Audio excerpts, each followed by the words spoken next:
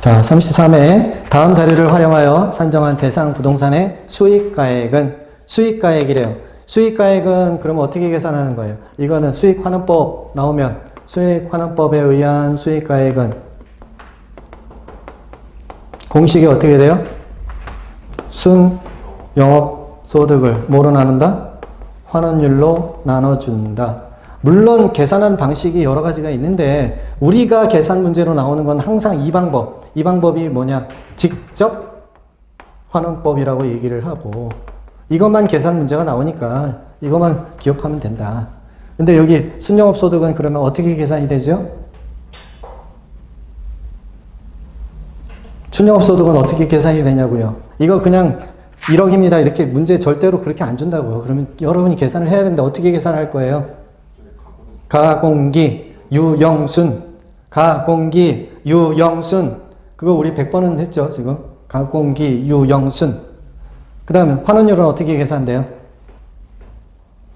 지난 목요일날 우리가 공부를 했어요. 환원율을 계산하는 방법은 몇 가지가 있다. 몇 가지가 있다. 시조님이 몇 분? 아니 여러분은 정말로 기억이 안 나시는 겁니까? 대답을 안 하시는 겁니까? 시조님이 12분 계신다고 그랬잖아요. 시장 추출법, 조성법, 투자결합법. 투자결합법에는 물리적 투자결합법이 있고 금융적 투자결합법이 있다고 그랬고 여기는 엘우드법이니까 이거 뭐 외국 사람 이름이니까 기억 안 나도 좋고 근데 여기 부채 감당률법은 꼭 기억해야 되고 시험은 어디서 나오는데 투자결합법 아니면 부채 감당률법에 의해서 실제로 계산 문제가 나올 수 있다고 그랬고요. 물리적 결합법에 의한 투자 환원율은 어떤 의미인데 물리적으로 건물과 토지가 결합이 되어 있다. 그랬더니 한 덩어리로 지금 감정평가가 되는데 건물에 대해서는 건물의 가치 비중이 60%래요. 토지의 가치 비중이 40%래요.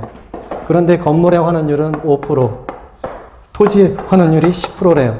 그렇다면 이 통으로 환원율은 어떻게 계산이 되나요? 그게 도시 결합법이죠. 어떻게 계산한다고 그랬습니까? 그냥 곱하면 된다고 그랬어요. 곱해서 더한다. 5, 6, 3%. 10, 40 곱하면 4%. 두 개 더하면 7%. 7%가 뭘 구한 거예요? 전체의 환원율. 이 부동산 전체. 예. 한꺼번에 일괄평가했을 때 환원율 계산한 거란 말이에요. 그러면 이제 가공기, 유영순 해서 순영업소득을 7%만 나눠주기만 하면 답이 나오는 거죠. 다 계산이 중요한 게 아니다. 지금 늘 계속 말씀하지만 방법에 어떤 식으로 답을 찾아갈 것이냐 하는 거를 빨리 캐치를 하는 게 중요한 거죠. 그 다음 이게 토지, 건물이 물리적으로 결합되어 있을 때 이 방법 쓰는 거고 그 다음에 투자 결합할 때 어떤 식으로 결합할 수도 있어요. 자기 자본하고 타인 자본이 결합해서 총 투자가 이루어질 수도 있잖아요. 타인 자본이라는 건 융자를 받았다 그런 뜻이잖아요.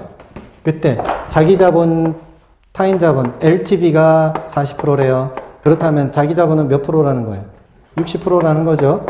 근데 타인 자본 여기는 들어가는 게 얼마가 저당 수익률이 들어갔다. 여기는 지분 수익률이 들어갔다. 그 수익률을 곱해서 각각 곱해서 가중평균하면 그것이 또 총 투자 환원율이에요. 총 환원율이 이런 식으로 똑같잖아요. 개념이 이건 금융적인 측면을 본 거고 이거는 물리적인 측면을 본 거고.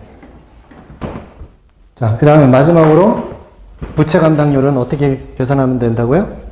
부채 감당률법에 의한 환원율은 네. 저부대. 우리 부대도 아니고 이 부대도 아니고 무슨 부대? 저부대. 저부대. 곱하면 그냥 단순하게 나온다. 저당 상수를 말하는 거고 부채 감당률법에 의한 환원율이니까 부채 감당률이 들어가는 거죠. 그 다음 대는 뭐예요? 우리가 많이 했던 거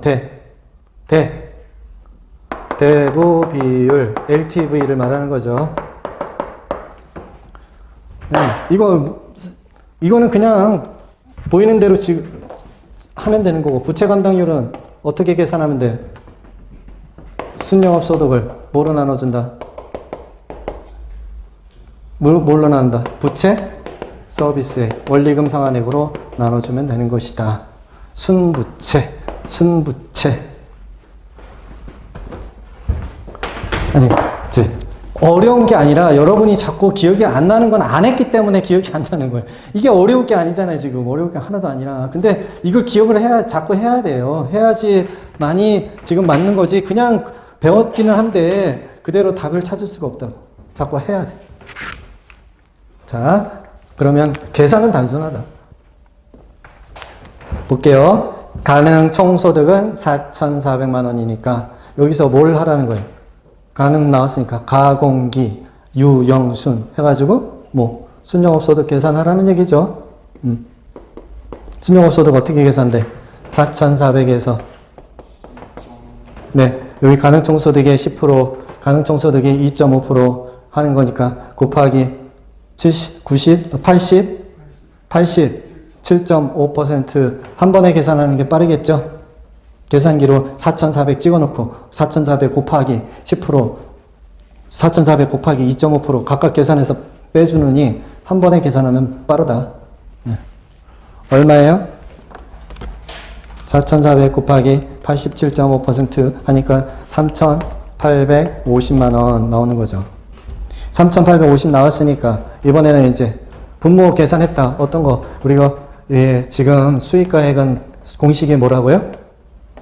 뭘 구하는 거야? 분자에 순영업소득, 분모에는 환원율. 이제 순영업소득은 계산했으니까 환원율 계산해야죠. 환원율 갔더니 여기 토지, 건물 보이니까 어떤 방법 써야 된다? 어떤 방법?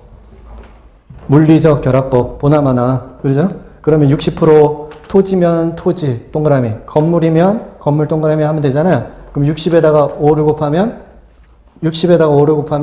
3%. 그 다음에 40에다가 10을 곱하니까 4%. 합하면 7%. 그러면 38500을 7%로 나눠주면 되는 거죠? 예, 우리 38500을 계산해 놨잖아요. 여기에서 예, 나누기 7%만 해주면 되니까 5억 5천. 답은 너무 쉽게 나온다. 예, 답은 너무 쉽게 나온다. 이걸 기억을 해야죠. 수익가액은 어떻게 계산한다? 순영업소득 나누기 환원율입니다. 그러면 이거는 변화가 있느냐? 다른 여러 방법이 있긴 한데 우리 시험에 나오는 건 항상 무슨 방법만 나온다?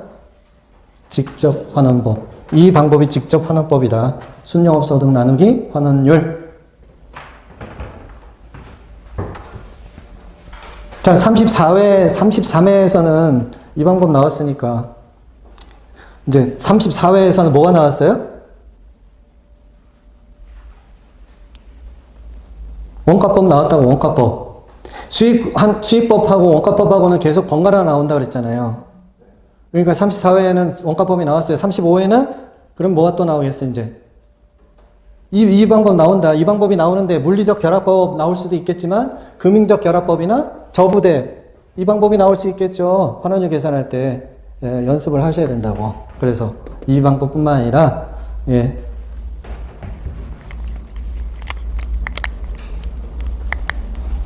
음, 34회에서는 공시지가 나왔으니까 35회에서는 거래사례 비교법에서는 그냥 거래사례 일반 토지 거래사례 비교법이 나오겠죠.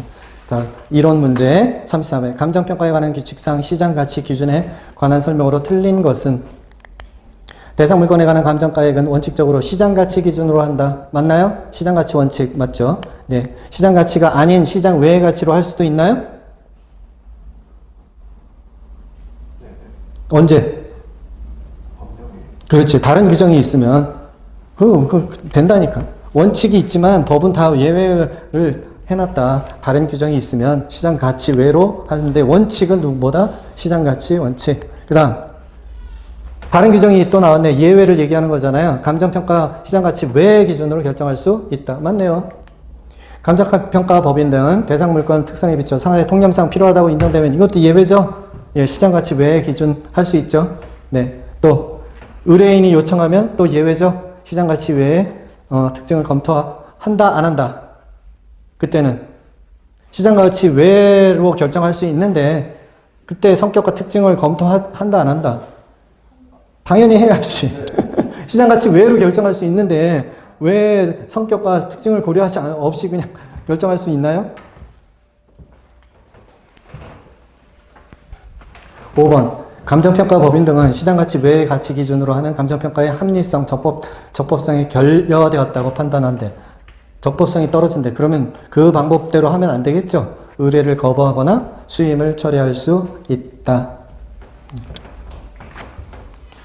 감정평가에 관한 규정에 대한 내용으로 틀린 것은 1번. 기준 시점이란 우리 정의 다 봤고요. 평가액을 결정하는 기준이 되는 날짜다. 맞죠? 하나의 대상 물건이라도 가치를 달리한대요. 주상복합, 단독주택. 그때는 워낙 구분하여 감정평가하는 것이 원칙이죠. 그러나 통으로 거래가 돼서 불가피하게 그렇게 되는 경우라면 일괄평가 가능하다. 구분평가 원칙인데. 다음, 거래사례 비교법은 감정평가 방식 중 비교 방식에 해당한다. 맞죠? 공시지가 기준법은 비교 방식이 아니에요. 해당하는 거예요.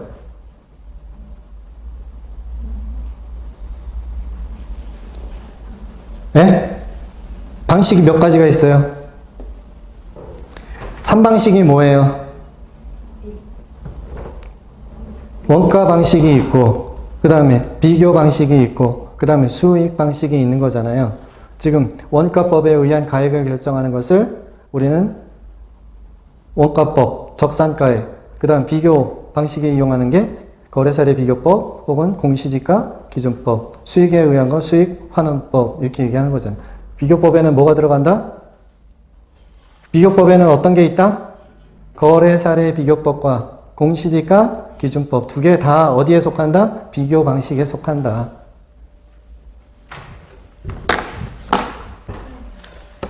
여러분 이러시면 아니 되옵니다. 지금 거기 보세요. 지금 필수서 128페이지 감정평가 3방식 비교 있잖아요. 그래서 비교 방식에는 시장성을 가지고 따지는데 뭐가 있다? 가액을 따지는 데는 비교 방식에는 가액을 따지는데 뭐가 있다? 거래사례 비교법하고 또 그 밑에 또 있잖아요. 공시지가 기준법하고 다 비교 방식이잖아.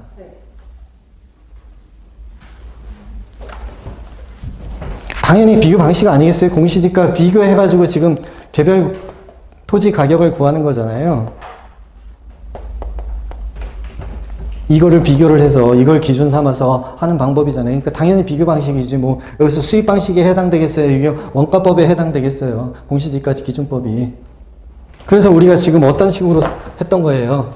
지금 개별 토지 가격은 사례가액에다가 뭘 곱한다? 사, 시, 지, 개, 면을 했던 거고 유사하잖아. 이거하고 공시지가는 어떻게 되냐? 공시지가에다가 곱하기 시, 지, 개, 그 밖에 요인 조정한 거고 똑같잖아. 뭐가 다를 게 뭐가 있어? 비교 방식이다. 감정평가법인 등은 대상 물건별로 정한 감정평가 방법, 주된 방법을 적용하여 감정평가하되 주된 방법을 적용하는 것이 곤란하거나 부적절한 경우에는 다른 감정평가법을 적용할 수 있다. 당연히 그래야죠. 만약에 주된 방법이 안 된다고 해서 감정평가 안 할 건 아니잖아. 5번 감정평가 법인 등은 감정평가서를 감정평가 의뢰인과 이해관계자가 이해할 수 있도록 명확하고 일관성 있게 작성해야 한다. 당연한 얘기겠죠. 이건 뭐 감정평가서 작성 요령인데 이런 것까지 우리가 일일이 뭐 공부하지 않아도 기본적으로 이해되는 부분이고 이거는 네. 해당하지 않는다가 틀렸어요. 자, 부동산 가입 공시에 관한 설명 법령에 관한 규정 내용으로 옳은 것은 국토부 장관이 표준지 공시지가를 조사할 때는 반드시 둘 이상의 감정평가 법인들에게 의뢰해야 한다. 맞나요? 틀리나요? 뭐가 맞아요? 둘 이상이 하는데 거기서 단서가 있었잖아. 예외가 있었잖아. 여기는 반드시라고 그랬으니까 틀렸다니까 법이 이런 걸 조심해야 된다니까요. 네? 네. 거기서 예외적으로 가격 수준이 가격 변동이 작을 경우에는 하나만 지정해서 할 수 있다고 제가 그렇게 그게 함정이 항상 문제 이렇게 나와요. 그러니까 지금처럼 오히려 연습할 때 틀리잖아요. 그러면 그 기억이 오래 간다고. 오히려 틀리는 게 좋아요.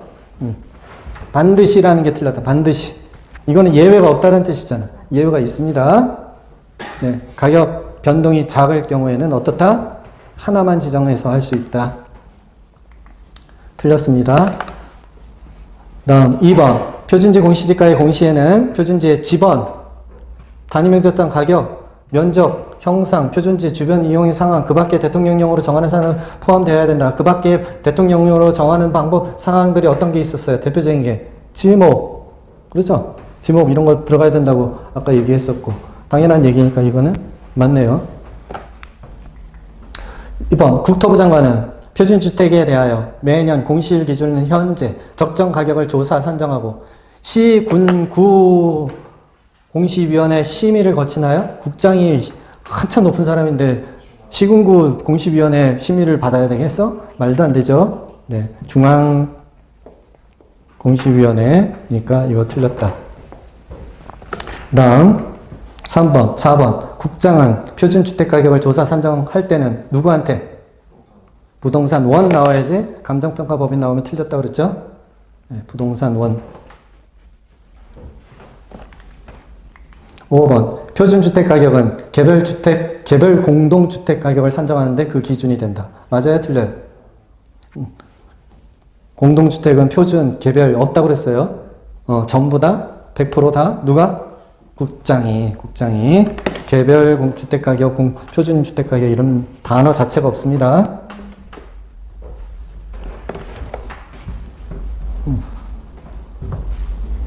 이게 뭐, 초등학교 1학년 놓고 장난치는 것도 아니고 이런 문제 더 이상 어렵게 나올 수도 없어요. 이 수준에 나온단 말이에요. 그러니까 몇 가지만 확인해 보면 다음엔 틀릴 절대 없어요. 그거만 꼭 기억을 해주시면 돼요.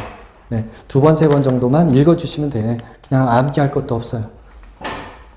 다음은 감정평가 과정상 지역 분석 및 개별 분석에 관한 내용이다. 가로 안에 들어갈 용어는 지역 분석은 그 해당 지역의 어떤 및 그 지역 내의 부동산 가격 수준하고 또 지역 요인을 분석하는 거죠. 일반적인 지역 요인.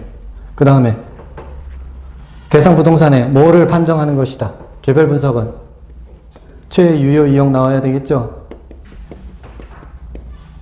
지역 대상 분석 중 대상 부동산에 속한 지역이다. 그러면 일지계 중에서 어떤 거예요? 일지계 지역 요인 중에서 인근, 유사, 동일수급권 3개로 나눠주는데 속한이니까 인근이죠. 다음 지역 요인이니까 이거는 표준적 이용. 표준적 이용, 최유용 이용, 그 다음에 인근. 그러니까 답은 2번이네요. 이거 찾을 수 있어야 되겠죠. 당연히 이런 거는. 네. 지역 분석, 개별 분석은 34회도 나왔고 거의 매년 나온다고 보면 돼요. 다시 지역 요인은 어떤 거 분석한다? 표준 나와야 되고 가격 수준 나와야 되는 게 지역 요인 분석. 지역 요인은 어떻게 나누는데 인근, 유사, 동일, 수급권. 인근은 속한, 유사는 속하지는 않았지만 유사한 동적인 성격이 나와야 해요. 동일 수급권은 경쟁, 대체 관계가 나와야 되는 거죠. 그 다음에 개별 분석에는 항상 나와야 되는 게 구체적이고 최유효 이용. 이게 나와야 되죠. 단어가. 32회 원가법에 사용하는 감가 수정에 관한 방법으로 틀린 것은 감가 수정은 어떤 게 있다고요? 정액법이 있고 정률법이 있고 여러 가지 또 다른 방법도 있었죠. 네, 저도 기억 안 나요. 그러나 정률법, 정액법만 잘 기억하고 있으면 되는 거죠. 정률법에는 매년 감가율이 감소하나요? 정률인데 뭐가 일정하다는 거예요? 네?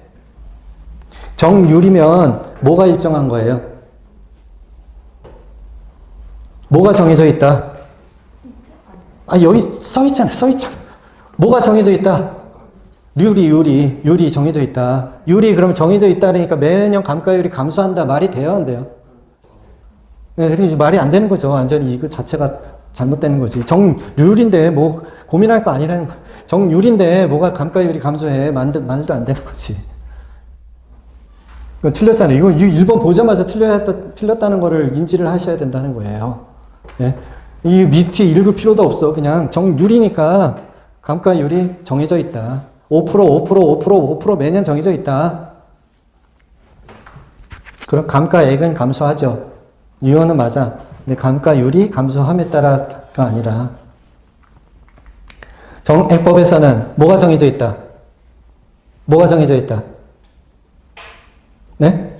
액수, 금액이 정해져 있다. 감가수정액이 매년 동일한 금액으로 감가한다. 예, 감가 누계액은 어떻게 계산해요? 그럼 매년 동일한 금액 나오니까 동일 금액에다가 곱하기 나이만 해주면, 경과한 연수만 해주면 감가 누계액이 나오는 거죠.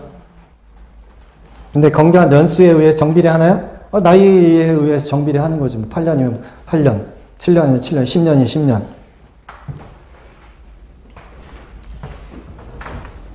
정액법, 직선법 또는 균등삼각법. 균등삼각법이라는 게 이해가 되시나요? 균등하게 삼각한다.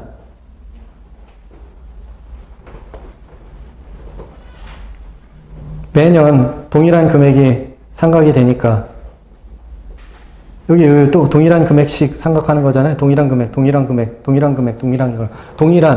금액을 뺀다. 네? 어려운 단어 아니잖아요. 균등삼각법, 동일한 금액. 그 다음에 직선으로 삼각이 돼요? 직선.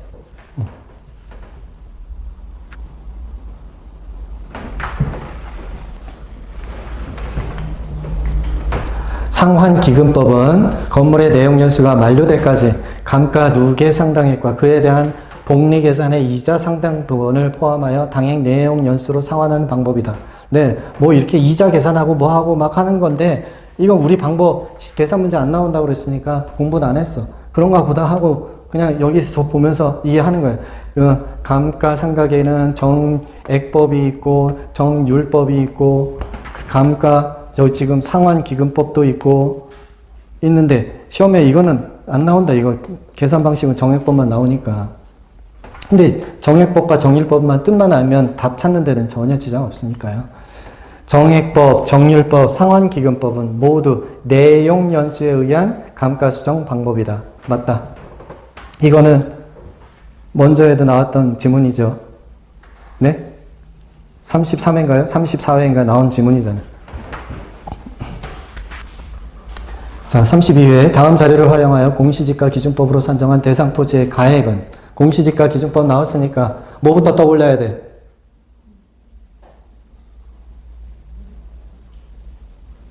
아니 계산 문제를 할 때는 이거 문제를 보고 먼저 뭘 해야 되겠구나라는 걸 떠올라야 되는데 공시지가 기준법 나왔으니까 공시지가에다가 뭘 곱해주면 된다?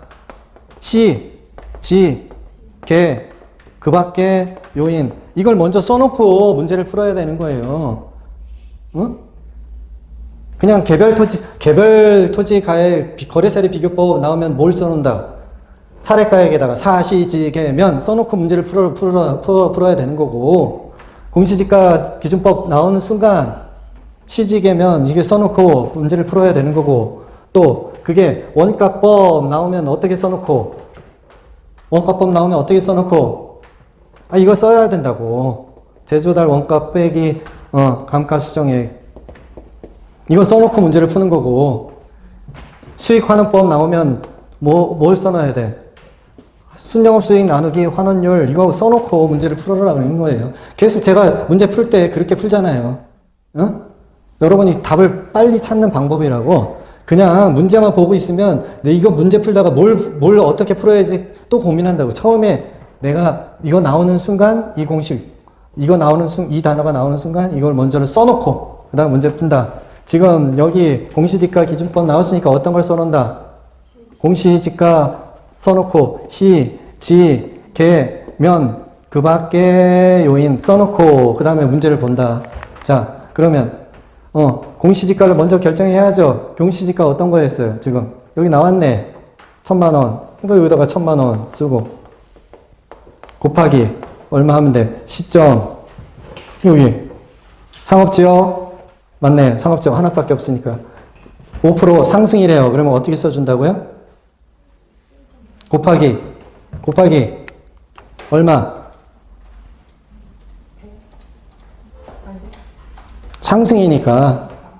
상승이니까 얼마 써줘야 돼? 1.05 100분의 105 100을 기준으로 항상 5가 더 많다 5%니까 이렇게 쓰면 되잖아요. 근데 그거를 빨리 계산하려면 어떻게 그냥 100분의 105가 1.05라는 거 다 아시잖아요. 그러니까 1.05를 곱하면 1초라도 세이브 하는 거지. 105 곱하기 105 나누기 100 하는 동안 그냥 1.05 곱하면 되잖아요. 단순 계산기 이용해야 되니까. 그 다음 지역 요인이 있대요 없대요?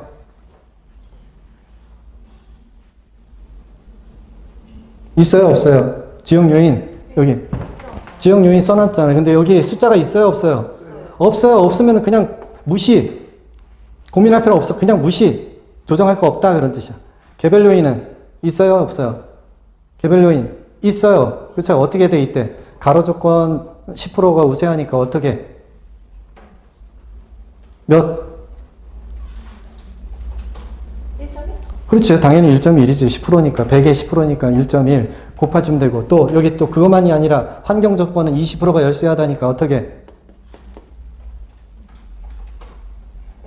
0.8. 네. 20%니까 0.8. 당연히 100 빼기 20 하면 80이니까 0.8. 그 밖에 있어요? 또 있어요? 없어요?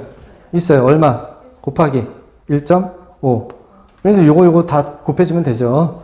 예. 여기다가 처음에 1.5, 1.05, 그 다음에 여기 1.1, 0.8, 1.5 곱해주면 되는데 이거 찾아서 넣는 게 뭐 어려워. 근데 어려운 건 뭐예요? 이 시지개면을 먼저 이렇게 써놓는 게 중요하다. 시지개, 그 밖의 요인. 여기서 지금 공시지가 기준법 제곱미터로 나오기 때문에 면적도 할 필요 없죠. 시지개, 그 밖의 요인만 하면 된다.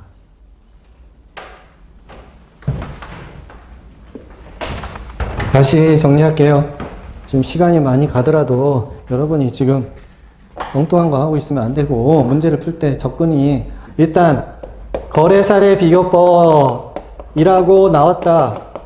그러면 뭐부터 써놔야 된다고요? 문제지에 사례가액 곱하기 사, 시, 지, 개, 면을 써놔야 된다. 거래사례 비교법에서는 공시지가 기준법 나왔다. 그러면 어떤 걸 써놓는다? 문제지에다가 일단은 공시지가에다가 곱하기 시, 지, 개, 면적 필요 없다고 그랬죠? 그 밖에 써놓고 문제를 푼다. 그 다음 원가법에 의한 적산가액 구하세요. 그럼 뭐부터 써놓는다? 문제를 그냥 읽을 게 아니라 그 문제지에다가 써놓는다. 어떻게?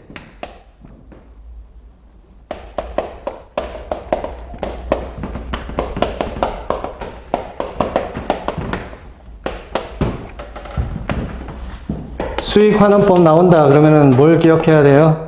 항상 직접 환원법만 나오니까 이때 수익가액은 네?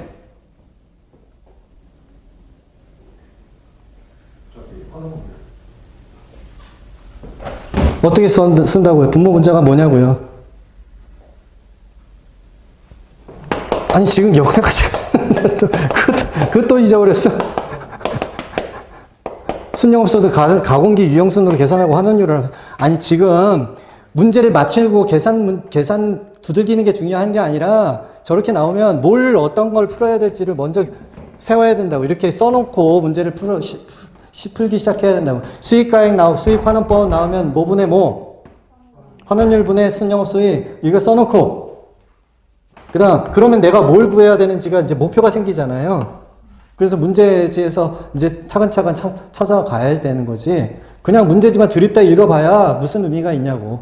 그러니까 문제지에서 원가법이다, 수익환원법이다, 거래사례 비교법이다, 공시지가 기준법이다 나오는 순간 이거를 먼저 문제지에다가 써놔야 돼. 써놓고 풀어야 된다고요.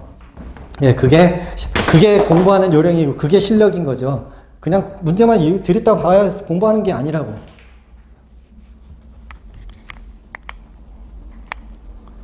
자, 또 나왔어. 여기 수익가액 나왔으니까 뭘 해야 돼? 이거부터 써놓는 거예요. 써놓는다, 여기다가.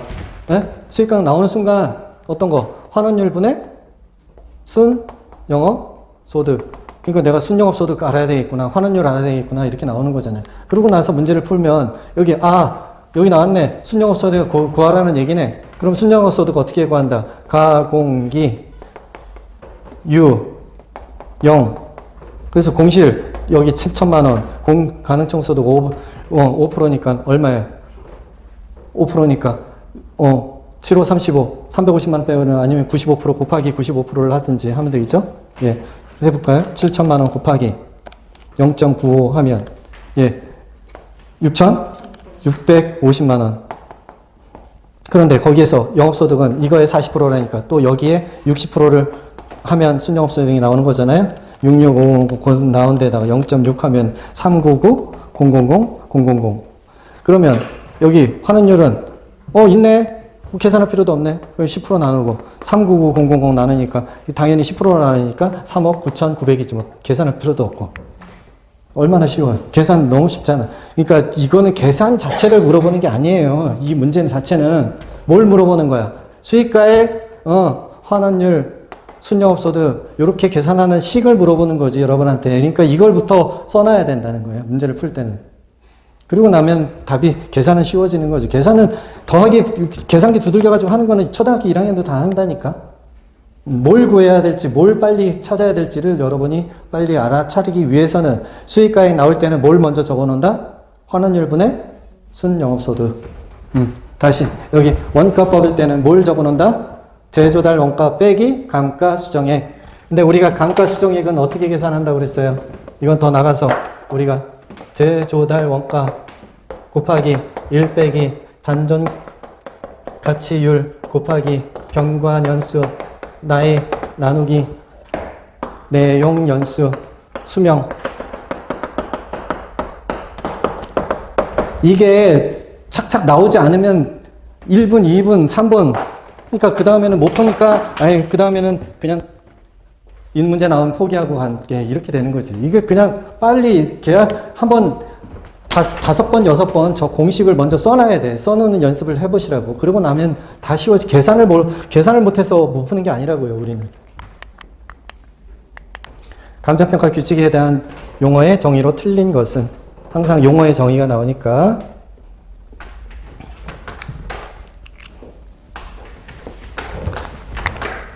기준 가치란 감정평가의 기준이 되는 가치를 말한다. 맞죠? 네. 이거는 우리 지금 핵심 요약 노트 다 들어가 있는 내용들이에요. 그 다음, 가치 형성 요인이란, 가치 형성 요인 나왔으니까 경제적 나와야 되고, 일지계 나와야죠. 네, 일지매가 아니라 일지계. 원가법 나왔으니까 원가법은 제조달 원가에서 뭘 차감한다? 감가수정 차감한다. 아니, 너무 쉽잖아. 이제 저 공식만 기억하고 있으면 다, 거래사례 비교법 1안, 대상물건 가치 형성 요인이 같거나 비슷한 물건이어야 되겠죠. 그 동네에 인근에 있는 물건을 써야지. 서울시에서도 여기 우리 지금 광진구에 있는데 저 구로구에 있는 거를 사례가액 쓸 수는 없잖아요. 그렇죠? 인근에 있는 걸 맞춰서 사, 시, 어떤 거, 가치 형성 요인 중에 지역 요인이니까 지, 개, 여기 나오는 거잖아. 일지계, 사, 시, 지, 개. 가액을 산정하는 감정평가 방법을 말한다. 맞죠? 네. 그 다음 수익분석법이란, 수익분석은 어떻게 나온다고 그랬어요? 장래 산출된 순수익이나 미래 현금을 환원하거나 할인하여 대상물건의 가액을 산정하는 감정평가 가액 방법을 말한다. 맞아요? 틀려요? 그렇지. 가액은 환원법. 이거는 수익분석법은 뭘? 임대료라고 했잖아요. 임대료는 어떤 거? 적산법, 또 임대사례 비교법, 또 수익분석법, 임대료, 임료. 가액은 수익 환원법. 우리가 지금 이게 지금 무슨 법이에요? 가액 계산하는 거니까 이름이 수익 환원법.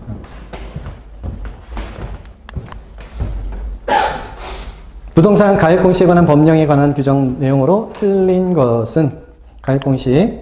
네, 마지막 문제가 되겠네. 국토교통부 장관은 국장 표준주택 가격을 조사 선정하죠. 단독주택 얘기하는 거죠. 한국부동산원 맞나요? 주택 나왔으니까 부동산원 맞네요. 표준주택 가격은 국가나 지방자치단체 등이 그 업무 관련한 개별주택 가격을 산정하는 경우에 기준이 된다. 맞죠? 네. 그 다음 표준주택으로 선정된 단독주택, 그 밖에 대통령령으로 정하는 단독주택에 대하여서는 개별주택 가격을 결정 공시하지 아니할 수 있다. 그렇죠?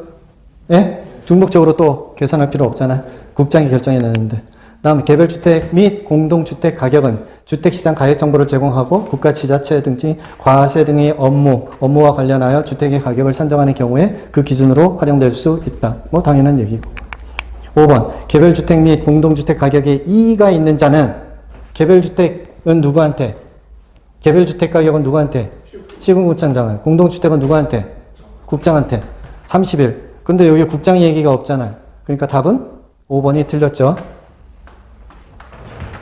네? 네. 아무것도 아니죠. 네, 이런 거는 무조건 맞춰야 됩니다.